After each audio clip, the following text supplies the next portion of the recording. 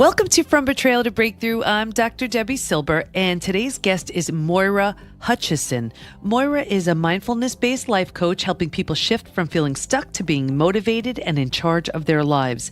Growing up, she felt locked inside a body that she despised. Listening to ridicule and teasing from family and peers, her overweight body became a prison for her true core self as she battled with depression and extreme shyness. She left home at 18 to join a cult, thinking that this would give her some sense of self, and stayed in it for almost 2 years. Trapped in a very critical and controlling environment, she gave all of her personal power away until finally she realized that if she did not start tapping into her inner wisdom and trusting herself, she was never going to figure out who she was. She feels blessed to see that all of her early adult experience was an amazing gift. She developed an ability to see beyond the problems that arise in life. She's able to see the deeper meaning within most situations and can help you do the same. And I can't wait for you to meet Moira because her story is so different. I mean, how many of us know someone who's in a cult? She's going to shed some light on what leads to someone feeling that's what they need and the process of building you up and breaking you down. She's a brave and resilient woman, and I'm excited for you to meet her.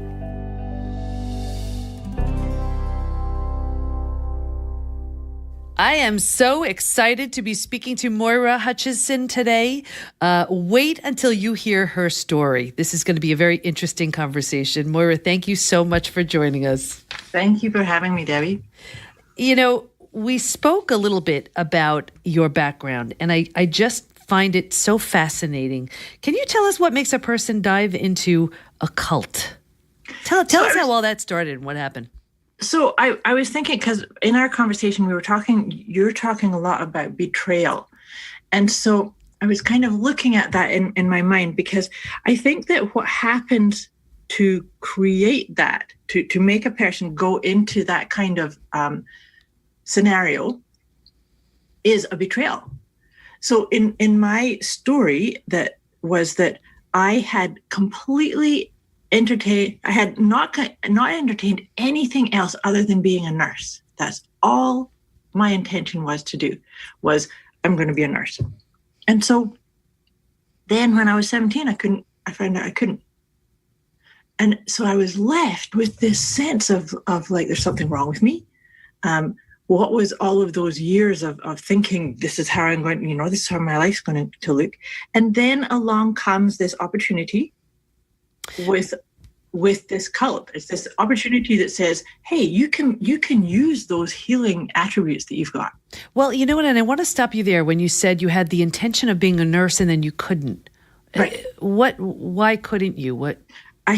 So I lived in Scotland, and I had passed all of the exams and tests and I actually did have a spot in a nurses training school. But it turned out that if you have problems with your back, you cannot train as a nurse. And I'd actually had some low back problems, and actually the doctor that was doing the first assessment for the college said, it's long enough ago that I would be okay letting you have this spot, because my tests were so perfect for being a nurse. But he said he wanted me to go to my family doctor to check with them. Did they think that this problem was going to come up again? And my family doctor said yes. He felt that it was too much of a risk. And so the whole point being is that you have to have a strong spine just in case you have to lift a patient or something. And so yeah, it was because of my physical back. And I imagine on one level that feels like a betrayal. Absolutely. Because my own body let me down. Right. So how did you handle that? I mean, then what happened once you had every intention of being a nurse, and then you sort of were told by your doctor that you couldn't be a nurse? What emotions went through you? What'd you feel? So I felt initially just very numb, because it's like, well, now what? And lots of different scenarios when I didn't actually have anybody to talk this through either. So it led to a lot of depression, and I was already fairly depressed didn't like my body, or I was very introverted and shy. So I actually did take an opportunity. I trained as a nursery nurse. That was to look after children. I did really good with that. But even as I came through, that was a year-long program, and I finished that, and I actually did really enjoy that. But there seemed to be like a limitation. I kind of felt like there had to be more. There needed to be more for me to kind of regroup and come back to that sense of I'm really using my skill set. And so I just, after the year of doing that, I was kind of at a loose end again. I was thinking about being an au pair or continuing with that childcare opportunity. But that's when the opportunity came up about joining this cult group. And did you know it was a cult before you joined it? I mean, how did they approach you, or how does something like this even come into your awareness? What happened? So, like a lot of groups like this, they will entice you in with something free to learn to learn yourself more. And so their thing was a free personality test. And so they get you to come in, do the personality test, and then start telling you all these things about you. So, some that I knew, and some that the big thing for them was like, oh my gosh, you've got such a loving, healing energy that you would do excellent work in this group. You would be able to help heal the planet. And so you talk to somebody that's kind of saying, I want to be a healer. I want to make a difference. And they say, wow, you've got it. So you know how I said that I went from feeling my body betrayed me, I all this schooling and the test that I had done to get to where I thought I was supposed to be, and then here it is. Here's the enticement. Wow. So now here you are hearing about how valuable your attributes are and the characteristics that you have, and you're thinking, I can really put them to use. So now they tell you that you can really help people in this. Was it a community or so what's the next step of this? So then this started in Edinburgh where I lived, and so you agree and sign up, and you're going to get training. I got lots of training, and I was a sponge with all of it, because there is a lot of really good technology and teaching in this group. So then I was kind of spotted by almost like a headhunter within the hierarchy of the organization. So somebody from the London base, so down in England, said that I was just really powerful and could learn and become something that would be very very high up in their organization, was what they felt like. So in order to do that, I was kind of instructed that you either bring your family in with you or you cut ties with them. Now, okay, so at first it's seeming like some sort of career, mm-hmm. and then at what point did that sort of set off any kind of alarm? Like, why do I need to choose between my family here, or what went on? I mean, I imagine on one level you're feeling very special. Like, here, all of these wonderful characteristics I have are being recognized, mm-hmm. and then what did you feel when they said that? What went on? So I actually, because I did do it, and I think that feeling special, and I can't say that my family life was that great. So it was, yes, it's upsetting on one hand, but I thought, well, once I've come through this, I can maybe get back in touch with them, my family members. I didn't, this is a long time ago, so I didn't really sit on it for very long because I had to act fast. It was kind of like, this is what's your opportunity, and you're kind of going to leave tomorrow. Oh, so they didn't even give you an opportunity to think about it. I didn't. Okay. It was like, go, get your stuff in order, and you're going down. So I did, and I believe I went by bus from Edinburgh to London. And then I was there in London for maybe, I'm thinking about, it was probably about 6 months. And again, the same thing happened. It's like, wow, she's really good. She learns fast. She's like going through all of these trainings super fast. So we want her in Los Angeles. And just so the listeners have a perspective, when you say she's learning so fast, what type of skills are we talking about here? So it was very deeply spiritual based. So the first part of it was about the mind, teaching us that and like pains and problems, mental, physical issues were caused by repressed memories or mental blocks, mindset blocks. So we're learning how to actually access them and release them for people. Mm-hmm. But at the same time, I was also being trained. So on one hand, I was being trained as a practitioner of the clearing the spiritual based parts of the technology. But on the other hand, I was also being trained how to run an organization myself.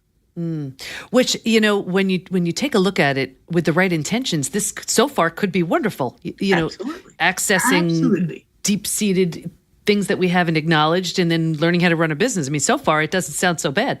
Absolutely. So, yeah. So, and I guess that's a part of it too. So how long then were you, then you said they asked you to go to Los LA. Angeles. Okay. So what happened then?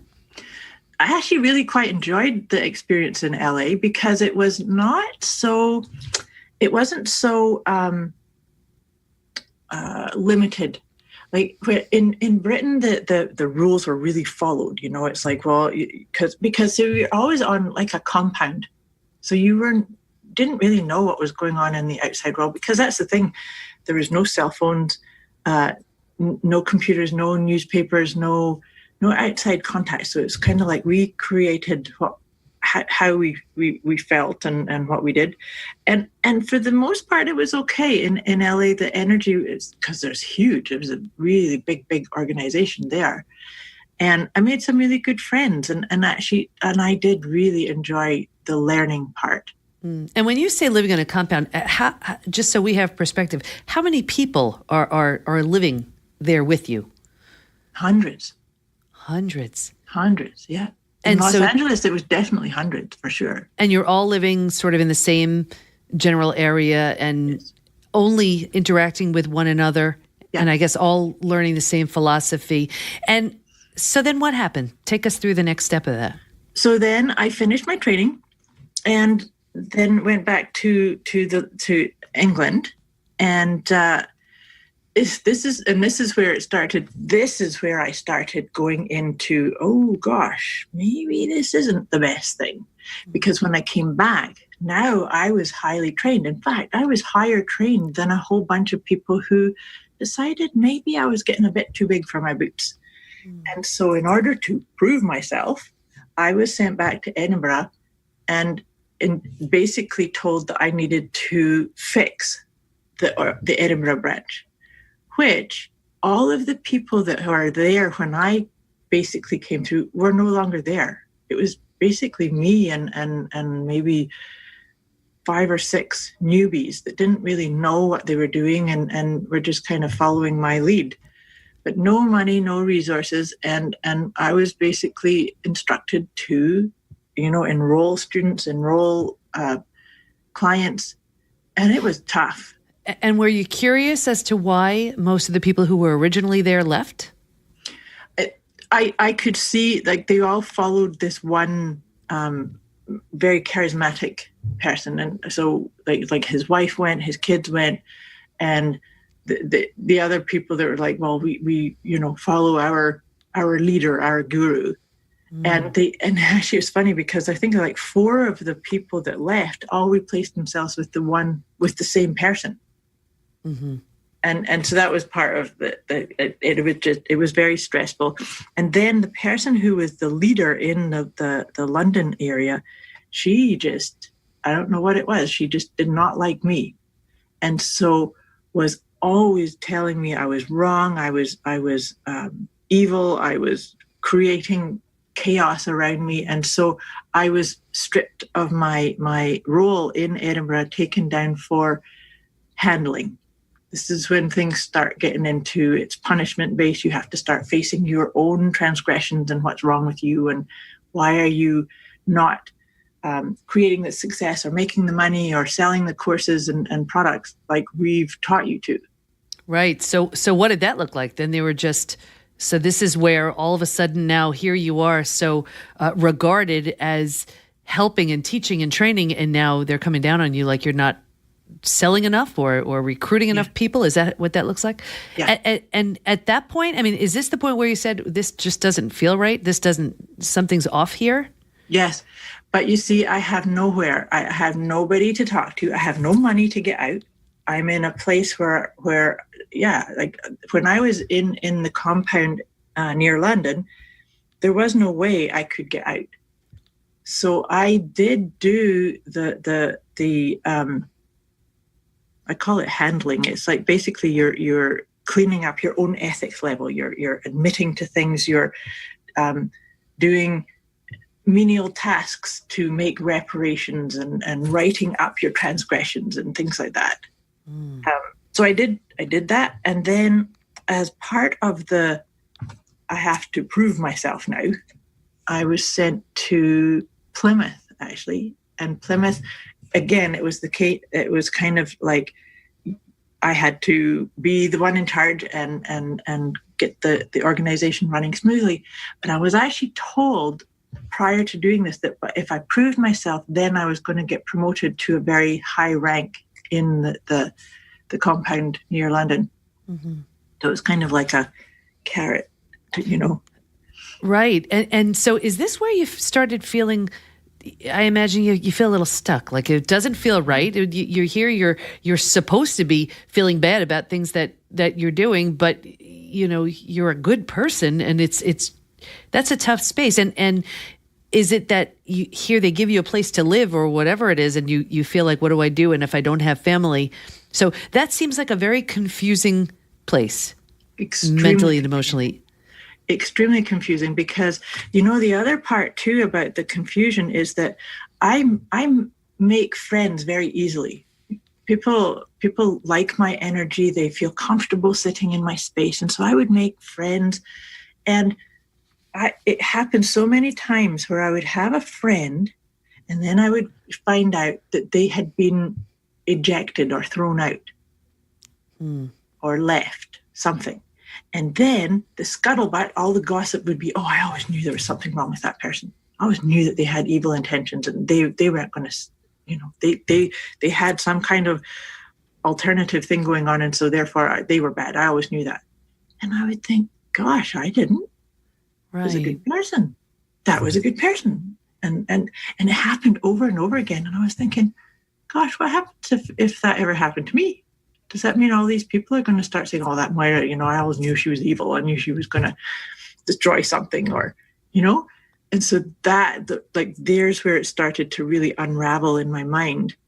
And then the thing about in Plymouth was I made a friend who I was able to talk to and start saying, this doesn't feel right.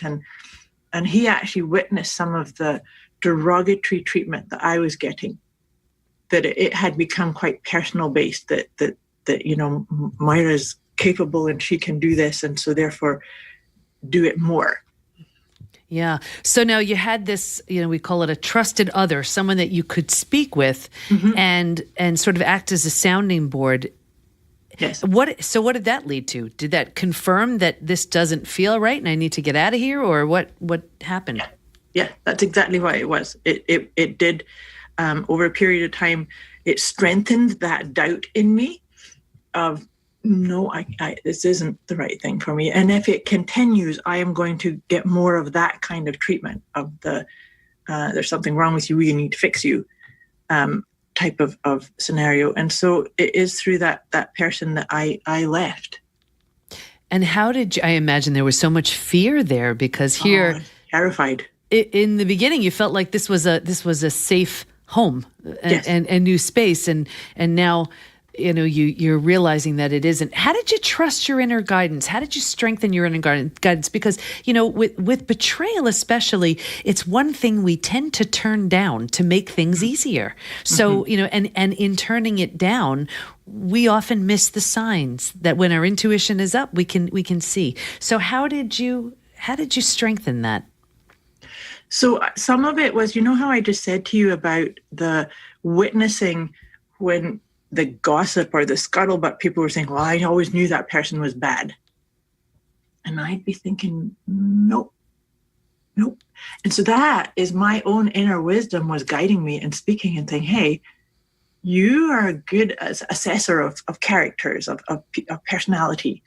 And so I think that was a really big piece for me to start saying, okay, I can actually lean into that a little bit more. And maybe I let some people down because I didn't.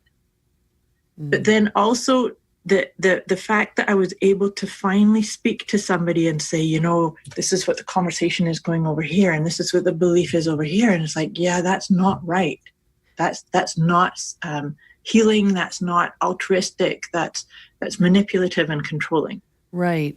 And and I imagine when we don't feel supported, when we don't have a safe and secure foundation and base, we're looking for that home. Absolutely. We're looking for that comfort and safety, security. These are basic needs. Yes. And anything that's giving us that sense of it seems like it may be a good idea. Although, we're wary to trust.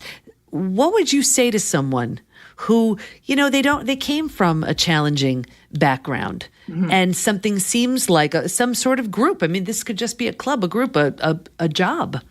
What would you say to somebody like that? Because I imagine you're coming out of this now very aware of what real trust, just a better sense of trust. So. Yeah. And what groups you join and what you don't. So what would you say to somebody who is, looking for this new group or business to join? To look for conversation, to come into themselves, so we were talking about the inner wisdom piece, is to really do your research. And I do think a lot of things, like I'll often put my hand over my heart, because that to me is I honor that I know best. For me, I know best. We each one of us knows the absolute truth. But it sometimes gets so screwed up, especially when we're talking about betrayal, because if we give our trust over here and it gets smacked back at us, then it's kind of like, oh gosh, how can I listen to myself? But the key piece is to get back on that, to get back on the horse again, so to speak. But do it more mindfully. Do it so that you can say, maybe you do need to have another conversation. And the experience that I'm sharing happened a really long time ago, before we had lots of things like Facebook or social media.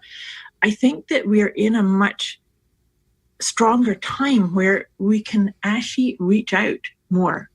And so that's the thing that I would say to people is and reach out to me if they need to, right? But just start having some conversations and start. The other really important question, I actually do this with my clients, is I'll get them to ask a question. How does this make me feel about me? And so how does joining this club or this group, how does that make me feel about me? You know what I love about what you're saying, Moira, is because you're teaching someone to learn how to trust in themselves again. And you're right. The biggest thing about betrayal is that trust has been blindsided. So of course we don't trust our betrayer. We don't trust ourselves because we say, hey, here I am. I'm a bright man. I'm a bright woman. How did I not see this right under my nose? Exactly. And I know in my work, one of the things I do is teach my clients how to just trust again. And if they can't yet trust in themselves or their betrayer, trust in the universe, something bigger than them, God, whatever. Yes. And it's a start, because that trust is so foundational to any relationship, and we need it. We just can't go through life without it. It's just not a full, rich life without learning how to trust. Absolutely. And the other part about building that trust is forgiveness. Because just because I screwed up or I didn't see the signs or I went down a path that wasn't for the highest good for me, doesn't mean I'm always going to do it. Right? And so it's really important to say, okay, so that was then, or that was the choice I made, or that's the thing that I experienced. But this is a new point in time, and I can trust myself. And forgiveness is such a crucial piece. What did forgiveness for you? What did it lead to? It led to forgiving myself, but it also led to reconnecting with my family members. I did get back in touch with them. Obviously, the relationship was very different to what it had been. But it also led to really coming into developing my own intuitive skills. And that to this day, I rely on it completely. Mm. And is there a tip, something that you can give our listeners that they can start implementing to learn how to receive their own inner guidance? Absolutely. So I just mentioned that thing about how does this make me feel about me? That's a really important one. But the other one too is to have some form of meditation or mindfulness practice, because it's by having those little pauses that we get to hear that inner voice. So even if you refuse to make a decision or a snap choice without taking 3 to 5 deep breaths. Mm-hmm. And I said that earlier too, put your hands over your heart. Just, okay, in this moment, what is the highest and best good for me right now? And I know that people who are betrayed, it's hard. That one's hard, right? Mm-hmm. Because if I've chosen this relationship or this group that's caused me pain and suffering, it is important to come back to what can I do now? Don't keep carrying the story forward. What can I do now? And if that means, tapping into your connection with source energy or your inner voice, because it's always there. And that story will kill us if we just hang on to that story. Oh, yeah. Yeah. So that's a good point. Who would you be without the story? And that's that is a wonderful question for everybody to ask. Who would they be without their story? Without that, we hang on to that story, wear it like a security blanket. I know. And we hang on for dear life. And it's true. If we can't imagine who we'd be without that story's not going anywhere, which I'm sure you've learned. What do you want our listeners to take away from this interview? That they're the boss of them. Mm-hmm. Nobody gets to choose how their life is going to take place or to move forward. If it's not feeling right, do something. Make a different choice. Wonderful. Moira, that's wonderful advice from someone who has been there and back. I want to thank you so much for your time. Is there anything else you'd like to share with the audience before we go? I think we really covered it. Like I said, communicate, ask questions out loud. If you have nobody to ask those questions, write them down and then have them asked back to you so that you can actually do it in a space where it's almost like it's being asked from outside of you. Oh, that's great advice. It's like having that wise teacher without that wise teacher being there, but of course there always is. It's always there. Yeah, always. Moira, thank you so much. This was wonderful. Thank you, Debbie. This has been great. I want to thank Moira so much for being a guest today. She's been so kind to give you all a free gift that you can find over at moirahutchison.com/inner-peace-kit. I'll have the information on how to stay in touch with Moira in the show notes at pbtinstitute.com/podcast, so be sure to stop there. Here's my biggest takeaway. Trust your inner wisdom. If something doesn't feel right, it's not. Be sure to connect with me on Twitter at Debi Silber and send me a tweet about this episode or email me. And let us support you. Go to Facebook and join our group, Women Hacking Betrayal, where we give information, tools, and support to help you move forward and heal once and for all. Can't wait to be with you next time. And here's to your breakthrough.